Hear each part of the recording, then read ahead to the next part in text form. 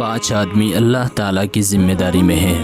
حضرت معاذ بن جبل رضی اللہ عنہ فرماتے ہیں، میں نے حضور اکرم صلی اللہ علیہ وسلم کو فرماتے ہوئے سنا کہ جو آدمی اللہ کے راستے میں نکلتا ہے وہ اللہ تعالیٰ کی ذمہ داری میں ہوتا ہے۔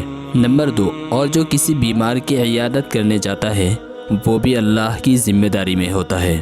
نمبر 3، اور جو صبح یا شام کو مسجد میں جاتا ہے وہ بھی اللہ تعالیٰ کی ذمہ داری میں ہوتا ہے۔ نمبر 4، اور جو مدد کرنے کے لیے امام کے پاس جاتا ہے وہ بھی اللہ تعالیٰ کی ذمہ داری میں ہوتا ہے۔ نمبر 5، اور جو گھر بیٹھ جاتا ہے اور کسی کی برائی یا غیبت نہیں کرتا وہ بھی اللہ کی ذمہ داری میں ہوتا ہے۔ حیات الصحابہ جلد 2 صفحہ 815۔ اللہ تعالی ہم سب کو ان سب باتوں کو صحیح سے سمجھنے اور ان پر عمل کرنے کی توفیق عطا فرمائے۔